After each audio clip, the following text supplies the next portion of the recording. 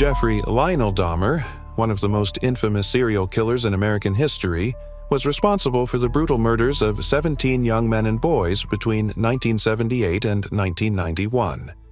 Known as the Milwaukee Cannibal, Dahmer's crimes involved not only murder but also necrophilia, dismemberment, and cannibalism. His case continues to shock the world due to the gruesome nature of his acts and the disturbing psychology behind them. In this video, we will take a deep dive into Dahmer's early life, his horrifying crimes, and his eventual capture and death. Early life and troubled childhood. Jeffrey Dahmer was born on May 21, 1960, in Milwaukee, Wisconsin. His father, Lionel, was a chemist, and his mother, Joyce, was a housewife. Although Jeffrey's early years seemed relatively normal, signs of serious psychological issues began to emerge as he grew older. His parents' marriage was filled with constant arguments and emotional instability, which deeply affected young Jeffrey. As a child, he was described as introverted and shy. However, he began to develop a disturbing fascination with death and decomposition. He would collect dead animals, dissect them, and keep their remains in jars. His father, being a chemist, once taught him how to bleach animal bones, a skill he would later use on his victims. Dahmer struggled both socially and academically in high school. To cope with his loneliness and suppressed sexual desires, he began drinking alcohol at a very young age. Despite these troubling behaviors, those around him largely failed to notice the severity of his condition. His real descent began after graduating high school, when he committed his first murder. Jeffrey Dahmer's horrific crimes. Dahmer's first murder occurred in 1978, when he was just 18 years old. 3 weeks after graduating from high school, he picked up a hitchhiker named Stephen Hicks. He invited Hicks to his home, where they drank together. When Hicks wanted to leave, Dahmer struck him with a dumbbell and strangled him. He then dismembered the body. In 1977, after his parents, Lionel and Joyce Dahmer, divorced, Jeffrey enrolled at Ohio State University. However, he was expelled after only one term due to poor attendance and excessive drinking. During this period, his alcohol consumption increased significantly. His father wanted him to join the Army, and initially, Dahmer performed well. But because of his alcohol problem, he was discharged in 1981. The Army provided discharged soldiers with a one-way ticket to a destination of their choice, and Dahmer chose Miami Beach, Florida. According to him, this wasn't to avoid facing his father, but simply because he was tired of the cold. In Miami, Dahmer tried to experience independent living. He got a job at a deli and stayed at a motel. However, he continued consuming excessive amounts of alcohol after work. Eventually, due to his drinking, he lost his job and was evicted from the motel for failing to pay rent. In 1982, Dahmer moved in with his grandmother, Catherine Dahmer, in West Allis and lived there for about 6 years.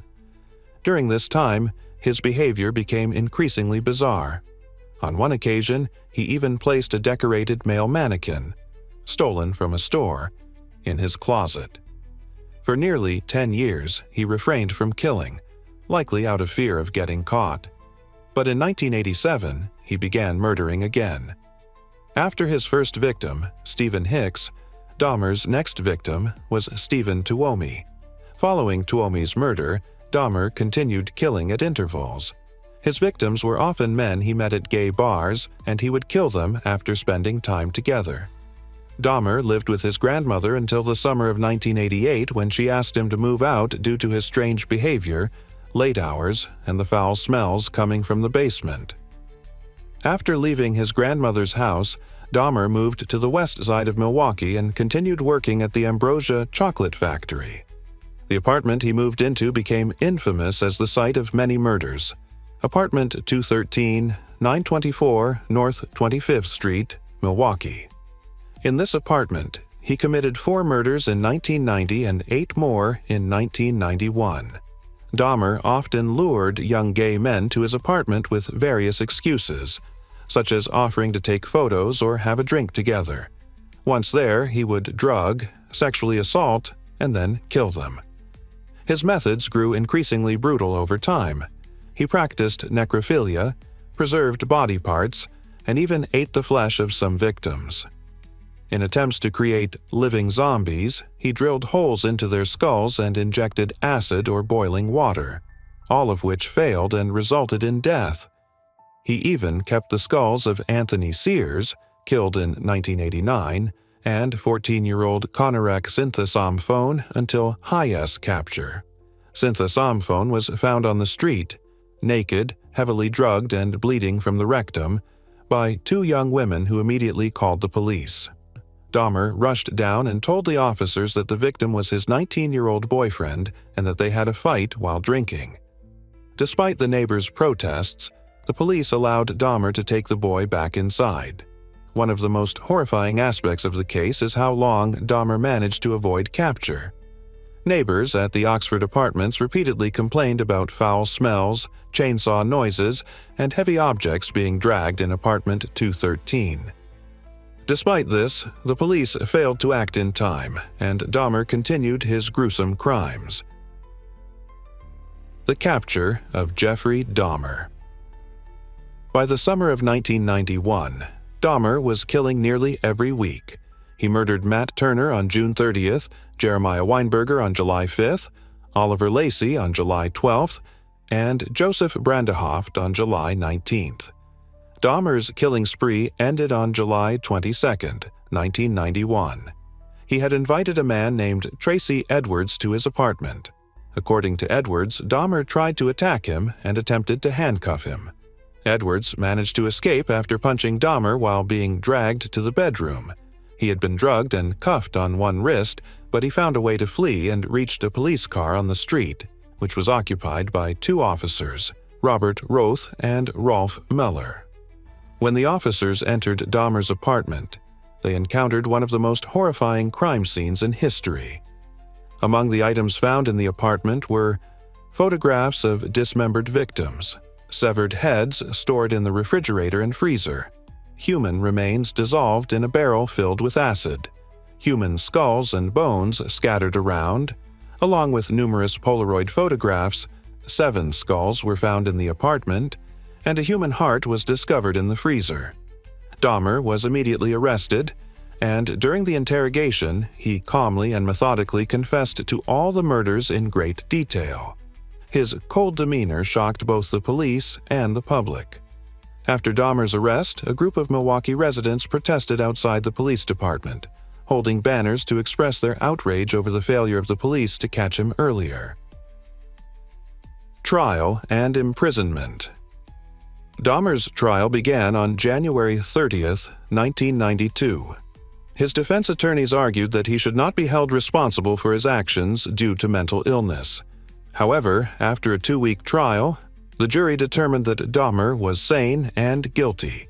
He was convicted of 15 murders and sentenced to 16 consecutive life sentences, amounting to 957 years in prison.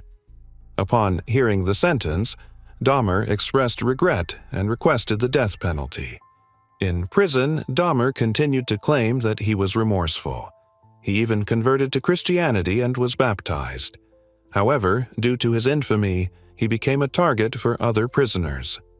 Many believed that he didn't deserve to live. The Wild End. Murder in prison. Dahmer was attacked twice in prison. The first attack occurred in July 1994 when a fellow inmate slashed his throat with a razor after a religious service. Dahmer survived with minor injuries. On November 28, 1994, 2 years after his imprisonment, Dahmer was attacked again while working in the prison's cleaning crew at Columbia Correctional Institution in Wisconsin. He was attacked by another inmate, Christopher Scarver. Dahmer was transported to the hospital after the attack but died shortly after. Another inmate, Jesse Anderson, was also killed in the same attack. Scarver later stated that he killed Dahmer because he was disgusted by his crimes and believed Dahmer showed no remorse. Thus, the life of one of history's most terrifying serial killers came to an end. After his death, what remains from a criminal life? After his death, Dahmer's mother, Joyce Flint, blamed the media and stated, "My son was killed. Is everything better now?" In 1994, Dahmer's father, Lionel Dahmer, published a book titled A Father's Story, and he donated part of the book's proceeds to the families of the victims. Dahmer's brother, David, changed his surname and continued living anonymously. The Oxford apartments were demolished after the murders, and though there were plans to turn it into a memorial, it still stands vacant today. Legacy and cultural impact. Jeffrey Dahmer's crimes left a deep mark on true crime history. Numerous documentaries, books, and films have been made about him. His horrific actions continue to attract public attention and horror. The case highlights how deeply the dark sides of human psychology can manifest. Although Dahmer is no longer alive, the pain experienced by his victims and the terror he caused will never be forgotten. This case sparked discussions about police negligence, the lack of understanding regarding mental illness, and the consequences of unchecked evil.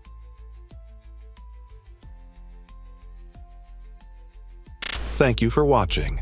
If you found this video informative, don't forget to like, share, and subscribe for more real crime stories. Take care of yourselves and stay aware of what's happening around you.